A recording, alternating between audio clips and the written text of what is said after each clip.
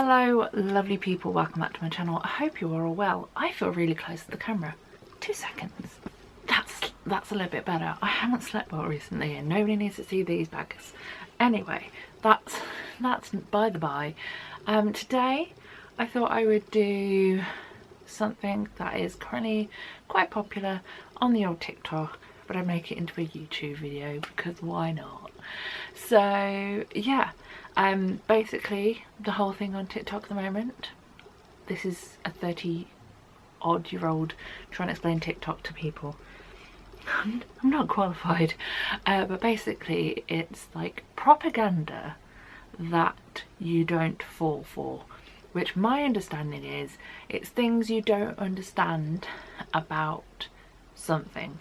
Could be life, could be something to do with a TV programme.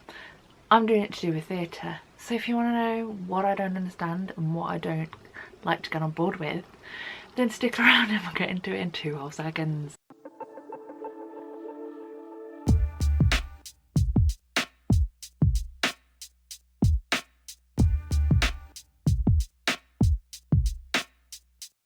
I feel like doing this video, people are gonna be like, that's not what that means, and I'm gonna be like, oh bother. So basically, as just mentioned, we're going to talk about the things that I maybe don't disagree with, but I don't appreciate / I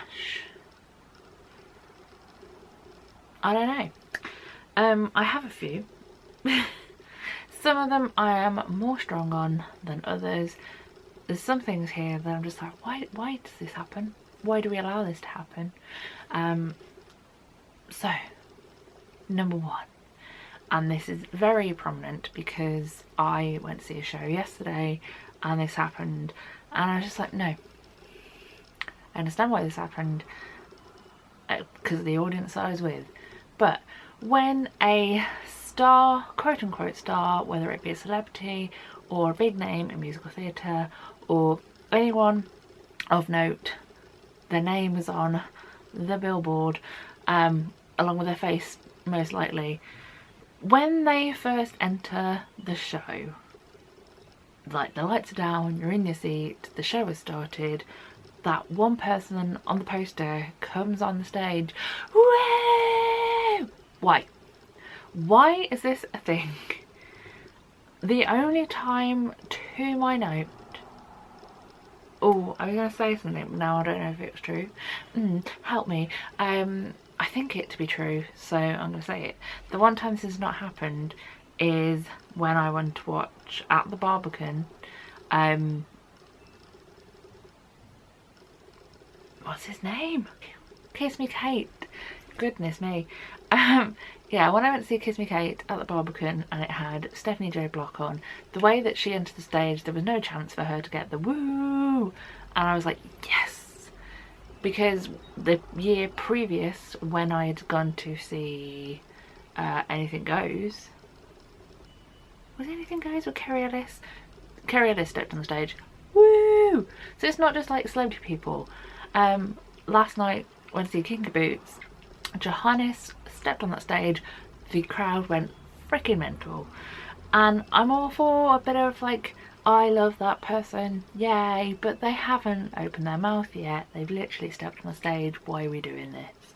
I could go on for a while, I'm gonna stop and we're gonna move on to my second thing that I don't appreciate about theatre, and that is the raising of theatre prices. This is generally just everywhere, not even just like a London thing, although London is a little bit crazy when it comes to tickets. You're expecting me to pay £300 to go and watch something and not even be like in spitting distance. Why? But even down to a regional production of something, going back to last night, I was in the tippity top of a theatre last night and I paid £46 for the privilege. What? I didn't even get like a full view of the entire stage, because the bit at the top, because there was a slightly raised platform, I didn't see what was going on up there, because the top of the theatre, like the proscenium arch thing, kind of blocked the route. So why are we charging ridiculous amounts? I understand that everything else is going up in price, but some of these prices are getting absolutely ridiculous, and I just don't appreciate. The third thing that I don't get slash don't appreciate is when you go to a show alone and the person sits next to you and goes, wow, you're brave to come here alone. Why? Generally, why? For the most part, you are sat in the dark, you don't need to talk to anyone. I'm fully okay to be sat next to people I don't know. Why is it considered a brave thing to not go with another person? Because when you see a show on your own, there is two types of people that you get to sit next to. Number one, the ones that welcome you with open arms, maybe even to talk to you alongside the other people that are in their group, and you have a nice little chatting interval, maybe at the start of the show. Lovely. Or the second type, which I absolutely hate, and it's happened to me a few times, when they realise you are on your own and they literally shift. What is that about? We are all human beings, we're all coming for the same collective goal, which is to see some stunning theatre. Why are you going to be that way? Why are you going to be so rude? I don't know. But why is it such a bad thing to go and watch a show on your own? Because in some cases it's better that way, because you are more likely to get a cheaper or closer ticket, because people like to leave little gaps. I appreciate you people, thanks. Next up, jukebox musicals being lazy slash boring. Yes, there are some out there in the world that you sit and you watch and you think, well, this is just making a story up from the sake of making a story up. What's this story doing? Why are we shoving all these random songs in? And some of them just don't make sense. I should be so lucky. But at the same time, there is some jukebox musicals which are a thing of beauty. Sometimes they tell the story of the life of a person. For example, On Your Feet, classic, loved it, all about the life of Gloria Estefan, genius. Same extent, Tina, I really enjoyed it. I wouldn't rush back, but it was still a good musical. Then you get other shows that use a back catalogue or songs by certain people but give them their own story. We Were Rocky. I know not. There are some good jukebox musicals in the world, and I feel like some people give them a bad name because of the select few which aren't the best. Next up, why, oh why, is there a fluctuating price when it comes to programmes? Why do programmes need to be more than £5? For the general theatre goer, you buy that programme, you then sit around with that programme in your possession, you don't know what to do with it. Hello, I've been doing it for years and I have a large collection, and for the most part, apart from when you look back on something, what are you getting them for? And then you have certain ones, especially when you go to concerts and you enter that theatre space and you go, ooh, can I have a programme please? And they go, yes, that'll be £20. I'm sorry, what? After you've made me pay how much for a ticket, you're then charging £20 British for a programme. To me, the ranging prices of programmes are literally insane. But at the same time, I am insane because I am happily forking over the money to go to a theatre and then to get a programme. Like, one trip to the theatre can be like well over £100 when you consider everything you buy on the day, and that's just for one person. Like, it is insanely crazy, but we do it. Why? We're nearing the end. There is 3 left. Next up, because I've just mentioned them, this was on my initial list that I sat on the train for 2.5 hours this morning typing out, but something that I cannot stand for, or would not fall for. What is it on TikTok? I'm showing my age here. But the fact that so many good concert versions of shows which we have either not had in the UK or haven't had in the UK for so long are on a Monday in London, which is great if you are a resident of London, or B, have the flexibility in your life to go to London on a Monday evening. There is so many concerts, at least over the last year, that I would die to have been at, but because of what I do and where I live, I have missed out on them, and some of them have truly hurt my soul that I have not had the chance to see it. Case in point, the If Then concert, which happened at the Savoy Theatre. I have been in love with that show since I first discovered it because of my great love of all things Idina Menzel. I found it, watched a very well recorded, if I remember, bootleg / slime tutorial of If Then. This is going back like 3, 4, 5 years ago. And then they're like, hey, we're going to do a concert. And I was like, yes, I finally can see this show that I've been in love with it been in love with it for years. Oh no, we're going to do it on a Monday. What about the little people who don't live in London and have to factor in so many different things to go down to London and see shows? Just, I understand that this one is half down to the fact that they need a theatre space on a day when a show is not going on. For example, going back to If Then, they did it on a Monday because the Savoy is not needed for Mean Girls on a Monday.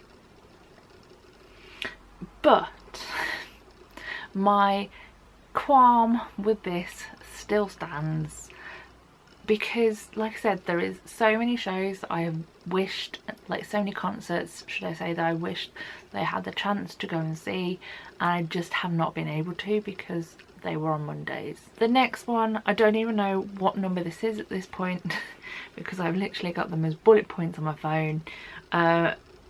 The idea that stalls is always best. Now, I am a walking contradiction when it comes to this one, because 9 times out of 10, if I get given the chance, especially if I'm on my own seeing a show, if I have the chance to go and sit in the stalls, I usually will take it. This is not down to any reason apart from usually because it's easy to get out at the end of the show, because you literally get up from your seat, walk out the entrance you already came in through to begin with, you are back on the street. Delightful. You can walk off to your hotel, or you can walk off to where you need to go. Delightful. However, for some shows it is not best to sit in the stalls. There are some times when there are things projected onto the floor, or there are certain things you might miss because maybe the footwork is excellent, but because of where you're sat, you only see the front few people. And sometimes the stalls is not the best, and I have learnt from my own ways. That wasn't the best English, but you know what I mean. So yeah, I know, like I said, walking contradiction, because 9 times out of 10 I will put myself in the stalls, but I'm not poo-pooing any other level of a theatre, and I know it's all personal preference, but the people who are like, I'm in the stalls or I'm not going, broaden your horizons. And finally, we have the idea that understudies and covers aren't as good as principal roles. The amount of times I've been to see a show and I've looked at the cast board and I've been like, ooh, there's an understudy on for such and such, how exciting. And then you have people who also stare at that cast board and they're like, ugh, this person is not on.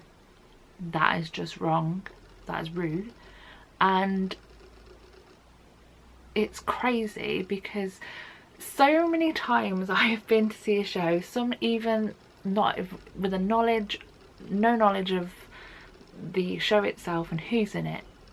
I have discovered some of my favourite people through seeing them as understudies. Little story for you here. Many moons ago I went to see Annie at the Piccadilly Theatre in London's glittering West End. It was the time that they put it on with Miranda Hart as Miss Hannigan. I went half-term holidays. I was bought the tickets by a family member. I was like, oh my goodness, this is gonna be so exciting. They put me up the top of the theatre and I was like, yay, that's exciting. I'm seeing a musical, always love that. And I'm going to see Miranda Hart, excellent, love it, added bonus. The show was supposed to start at 2 or half 2, and the time went, this show didn't start. We were all kind of, what is happening here? Prior to going in, there was a mishmash of information, some little piece of paper saying the role of this person is going to be done by this, and then they were kind of half taken down as we were heading to our seats, and everyone was under the illusion that Miranda Hart was going to be on. Fab. Then after about 10 minutes after the show should have started, the company manager comes on with a little microphone to the corner of the stage, and I was like, hey up, what's happening? And they were like, ladies and gentlemen, due to the indisposition of Miss Miranda Hart, the show will now continue, or will start, with the role being played by, I believe her name was Anne Smith. Could be wrong. It was a few years ago. People literally got out of their chairs, left the theatre. I was like, oh my actual goodness. After paying for probably your trip down to London, for the snacks before you get in the seat, your seat, anyway, like I said previously, theatre trips do not come cheaply. The fact you literally left because one person was not doing the show is insane. And going back again to previously, Anne, I believe, like I say, I believe her name was Anne. She did a fantastic job as Hannigan, and I thoroughly enjoyed my time watching Annie. Like, the joy to see these different people, and I always say undercovers, excuse me, understudies and covers and swings are the backbone of the theatre industry. Without those people, theatre would be screwed. Just this week, the comedy about spies had a little moment on social media when it was revealed that one of the understudies slash covers slash possibly swings, I think she's just a cover, not just a cover, but she's a cover, learnt a different role, one that she didn't cover, because she already covered 2 separate people. She learnt a new role in about 2 hours, 2-3 hours, and the show was able to go ahead because of that one individual. If that doesn't highlight how amazing Understudies and Swings are, I just don't know. I love them.